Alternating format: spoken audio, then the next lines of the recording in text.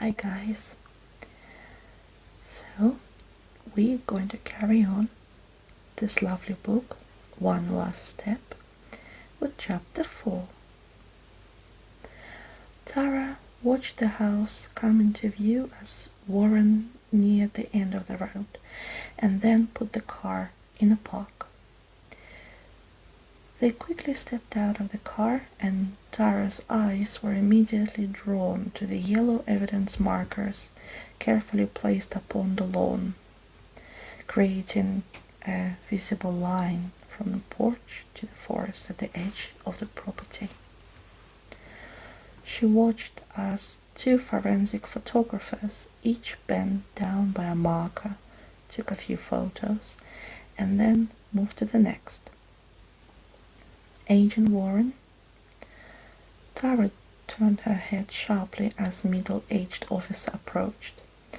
She could tell right away that the man was eager to see them. He walked briskly with a hint of worry in his face. He said, "Glad you guys got here so quick." His deep, sunken eyes were heavy and bloodshot, making it known that it was already a long morning. He shook Warren's hand and then Tara's. "I'm Sheriff Rousseau. You two come with me." They followed him across the lawn until they stood in front of the porch. "After you guys take a look, we'll need to remove the body right away," the sheriff said as he stepped over the yellow tape. Tara's stomach dropped as her gaze slowly crept up the stairs to where a woman's hiking boot stuck out just over the edge. She immediately felt an instinctual sense of panic within her. It was a feeling she had many times before when seeing a dead body, and it never seemed to get easier despite what others told her.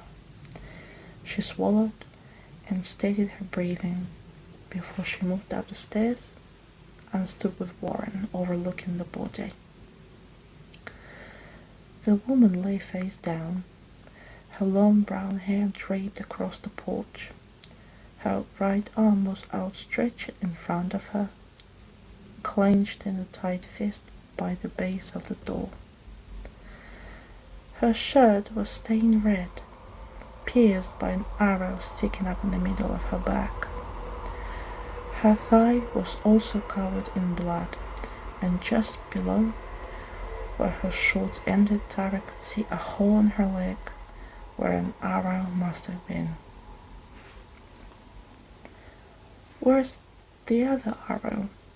Warren asked as he sat on his heels looking closely at each wound. Tara admired his composure as she followed his lead, bending down as well. The body was already letting off a stench, and she stepped back slightly as it suddenly wafted into her nose. The sheriff shrugged. "We don't know. She must have pulled it out at some point." "So you didn't find it?" Sheriff Rousseau shook his head. "We turned the woods upside down, but nothing." Warren stared in silence at the wound for a moment longer. "The killer probably took it." Tara and the sheriff remained quiet and nodded their heads. He was right. It was the only logical explanation. Time of death?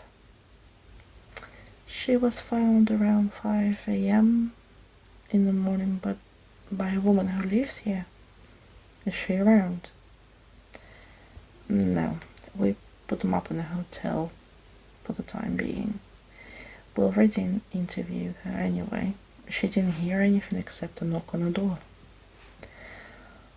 Warren looked back at the body, his eyes studying every inch, carefully making sure he hadn't missed any important details. He put on a set of gloves, each closer to her face, and pushed away some strands of hair. Tara moved closer, and she could see the bluish color of Moon's cheek. Looks like she fell. Most likely when he shot her, Warren said as he got up. No fingerprints? Sheriff shook his head. Only hers on some trees over there. However, it was covered the tracks as well. Tara stood up and her eyes moved to the trees.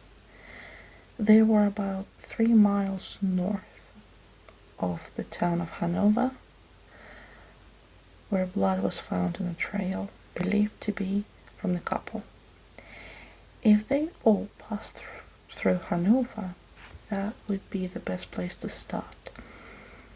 But she already knew it was unlikely since the woman in front of them was hiking from Maine.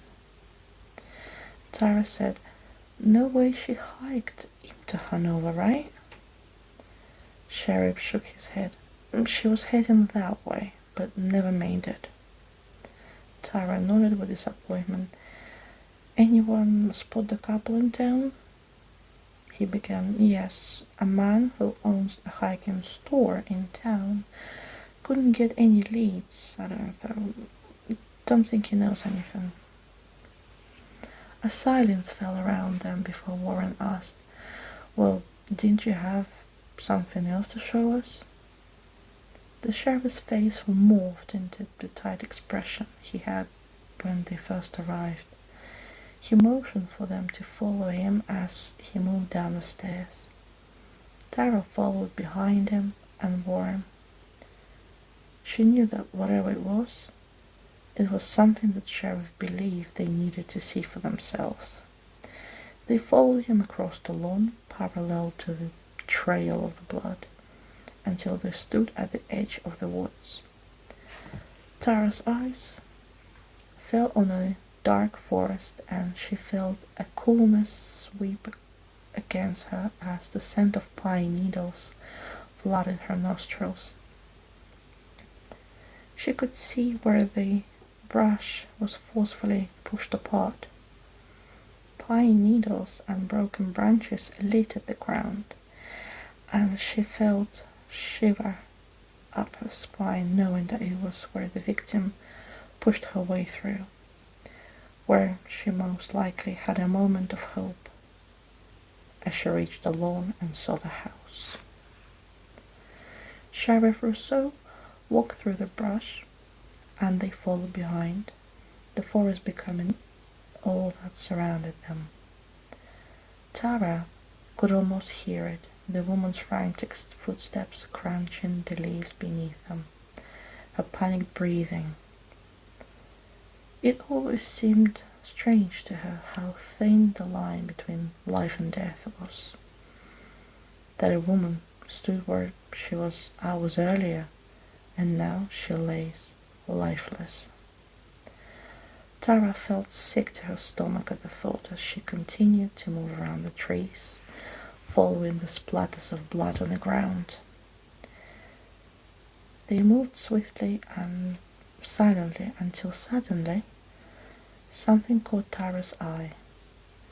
It was a sliver of reflected light, and what the sheriff was bringing them toward. As they got closer, she could see it clearly. It hung on a tree branch in the distance, glistening under the fragments of sunlight breaking through the trees. They moved closer till she stood right in front of it. It was a bronze pocket compass, hanging open with a silver needle that pointed south instead of the north. She took a step back from the tree. Underneath the tree branch, etched on the trunk, was the image of a sun. It sat behind a series of peaked mountains, as if to show a sun was setting or rising. And as her eyes moved further down the base of the tree, she saw words, "They never leave." And she immediately felt goosebumps form on the back of her neck. "What do you think it means?" she asked as she looked up to see Warren's face in disbelief. We found it here this morning. We have no clue, Sheriff said.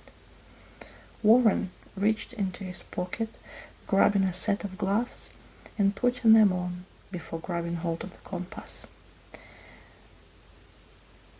He moved it slightly in each direction, but at each jostle the needle continued to point south. Warren finally said before staring at it, "It's stuck." Tara continued to stare at the tree. It had to mean something, but what? "Do you think it's pointing to the other crime scene?" she said. It was pointing south, after all, the same direction the supposed blood of the couple was found. A silence fell around them for a moment until Warren opened his mouth. "Yeah, possibly. Have you found any more of these?" He turned toward Sheriff. "No, that was it. The other crime scene had nothing." They continued to stand in silence as Warren turned the compass in his hand once more. Tara knew they all had the same question. Why take the other bodies and leave nothing? But then the opposite. Here. Maybe he didn't want her to get away, Tara thought. Her mind raced as it all came together in her thoughts. What if he only left something because she got away? Maybe it became a game for him. Once he knew that they could be on his tail. Maybe he was taunting them. Tara said, "Did you check the other crime scene after you found the body?" The sheriff stared at her with confusion. No, there was no reason to. We already turned the scene upside down." She suddenly felt all eyes on her, as he and Warren waited for her to elaborate.